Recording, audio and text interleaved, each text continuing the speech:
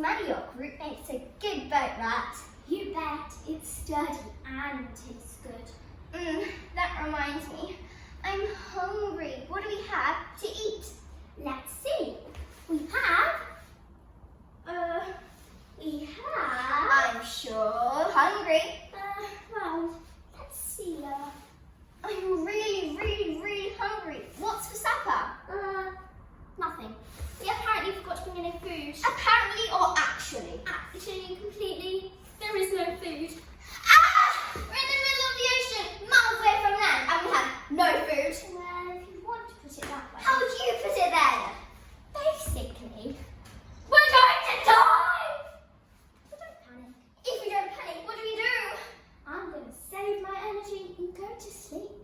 That's the best idea I've heard all day.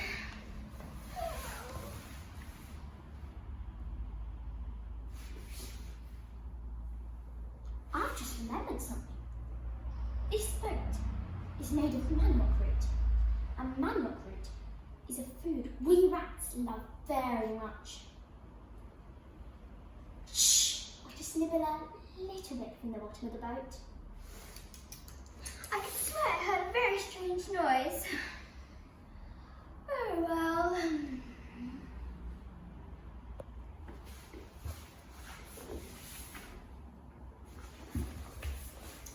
Oh, this is delicious.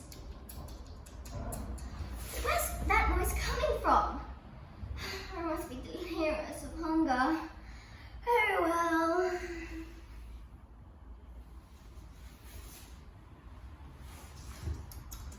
Oh, yum. Just one more little bite. Whoops! What's all that noise? Noise? You mean the water rushing into the boat? Water? Aye! And where did that come from? Yes, there's a hole in the bottom of the boat.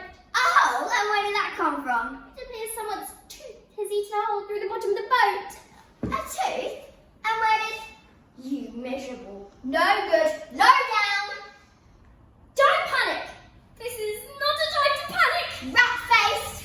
Careful. I resemble that remark. Besides, our situation is not as bad as it looks. Our situation? Let's review our situation. You talked me into leaving our island paradise. You forgot to bring any food. And while I'm starving, you eat a hole in the bottom of the boat. Did I leave anything out? Yes, we just sank. Swim for sure. Ah!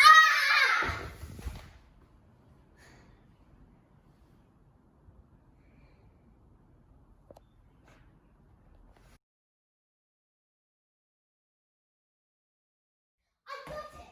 I've got the perfect idea for our play for drama. You know how we've been studying the Romans as well? Well, we can be the Romans and the English discussing the future. Okay, I can be the Roman and... No, wait a minute, it was my idea. So I get to choose what part I play, and I want to be the Roman.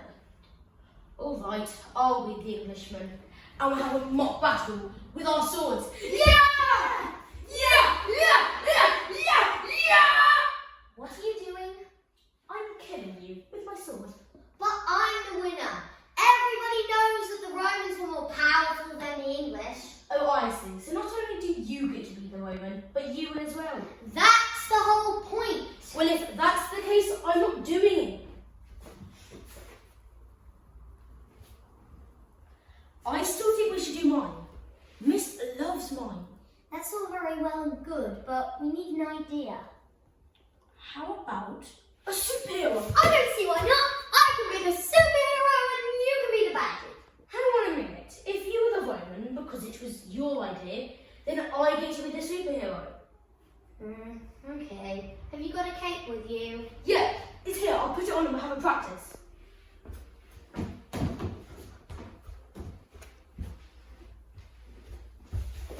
This is silly. You're too weedy to play a superhero. We'll have to swap. Fine.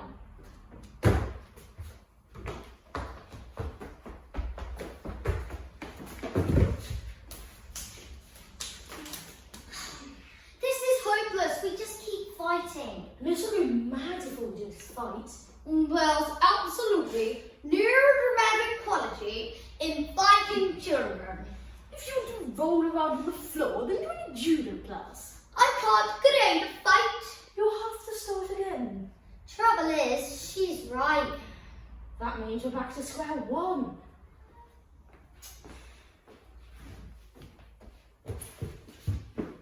How about the gladiators and the lions?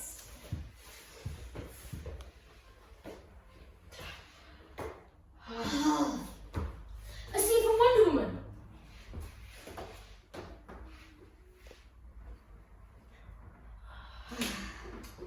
A Shakespeare play.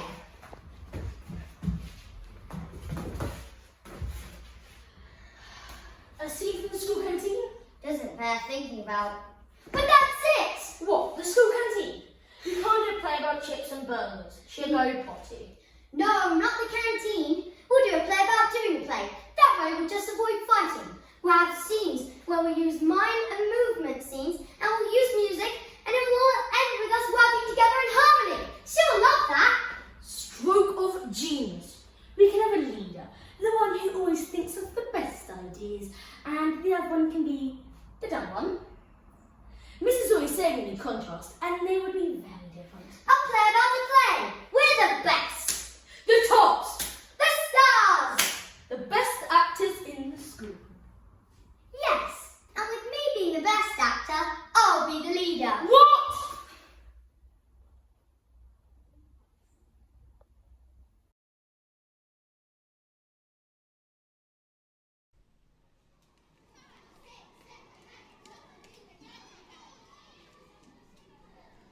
England, Ireland, Scotland, Wales. Inside.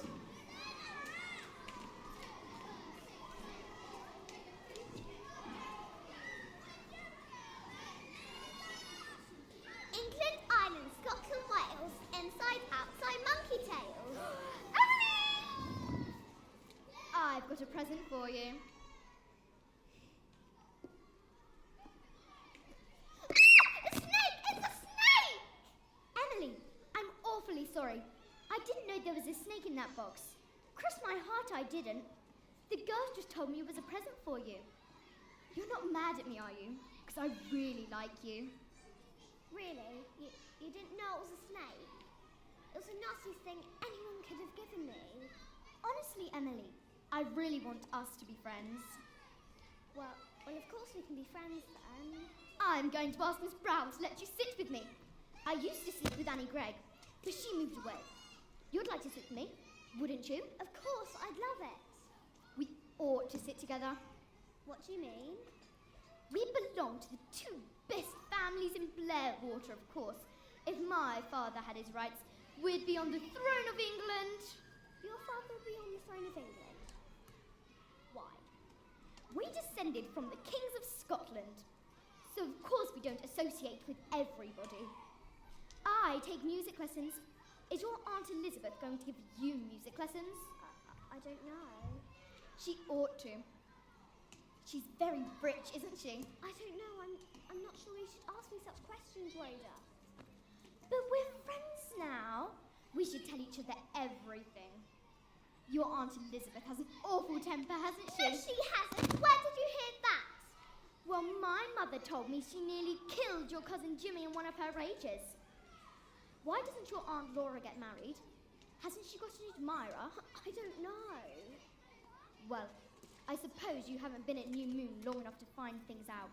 No, I haven't, and it's quite different from what I've been used to. Everything changed since my father died. Your father was as poor as a church mouse, wasn't he? My father was a very, very rich man. I thought he didn't have a cent. No, but people can be rich without money. I don't see how. No, most people don't understand. Well, you'll be rich someday anyway. Your Aunt Elizabeth will likely leave you all her money, so I don't care if you are living on charity. I love you, and I'm going to stick up for you.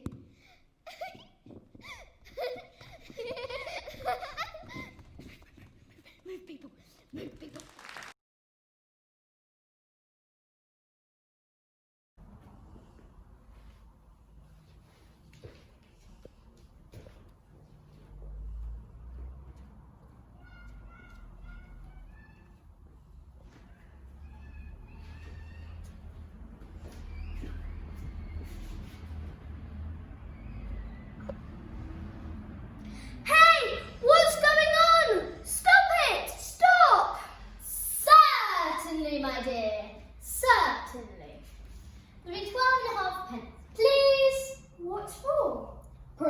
preventing you from getting lost. You're about to dash into the woods, where undoubtedly you'd have lost your way. I ought to know. I am a doctor in law. Well, where am I? You, the land of kerfuffle. Let's do 20 pence, please. What for? Professional advice. I don't know what you mean. Didn't I advise you never to say, I don't know? But I didn't ask for your advice. Oh my dear, if I waited till people asked my advice, I should never make clients. You might as well charge me 50 pence for that professional attendance. I always charge 50 pence for that. But I didn't want you to attend me, and I wish you hadn't. I always attend people when they think they require it, whether they wish me to or not. Now I really must insist on my fee to be £3.42 altogether, will it not? It certainly won't. How did you make that out? Well, if you add all these charges together, they come to about that. They can't possibly. Oh, how very rude! Contradicting your elders!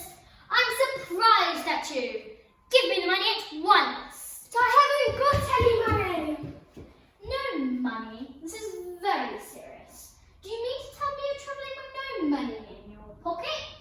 Well, I didn't know I was coming here, or that I needed money. Besides, I haven't got a pocket. Oh, that's an absurd excuse. What's that in your hand? Well, Please pay the bearer the sum of £5.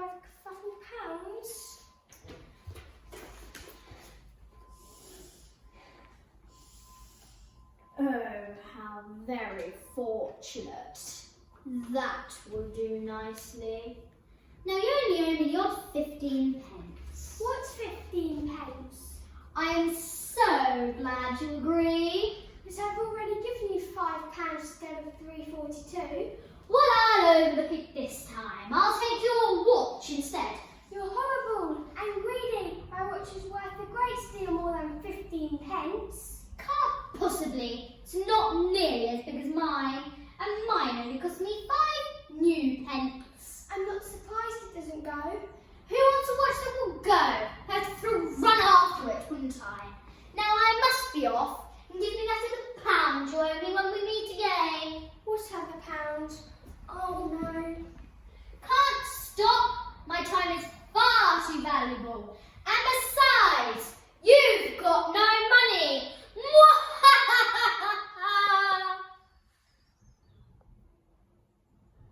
Good.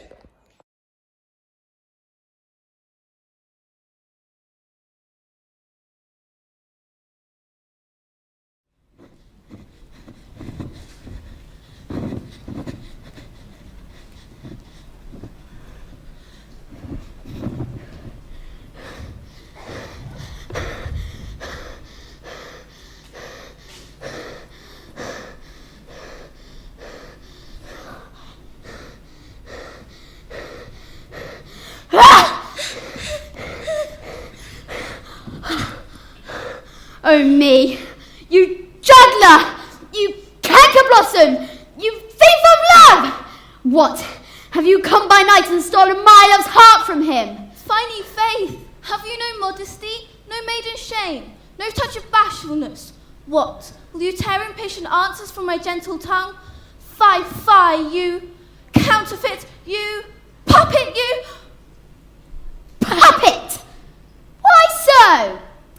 Aye, that way goes the game. Now I perceive that she hath made compare between our statures. She hath urged her height, and with her personage, her tall personage, she hath prevailed with him. Are you grown so high in his esteem because I am so dwarfish and so low? How low am I, thou painted maypole? Speak! How low am I? I am not yet so low but that my nails can reach unto thine eyes. I pray you, though you mock me, me, gentlemen, let her not hurt me. I was never cursed. I have no gift at all in shrewishness. I'm a right maid for my cowards. Let her not strike me. You perhaps may think, because she is somewhat lower than myself, that I can match her. Lower? Hark again! Good Hermia, do not be so bitter with me.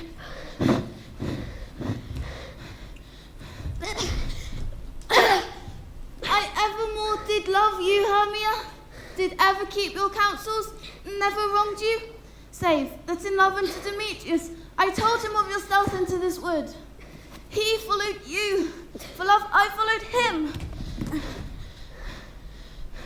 But he had chid me hence, and threatened me to strike me, spurn me, nay, to kill me too. So now you will let me go, quite go, back to Athens, will I bear my folly back and follow you no further. Let me go. You see how simple and how fond I am? Why, get you gone! Who is it that hinders you? A foolish heart that I leave here behind. What? With Lysander? With Demetrius. Oh, when she is angry, she is keen and shrewd. She was a vixen when she went to school, and though she be but little, she is fierce. Little? Nothing but low and little.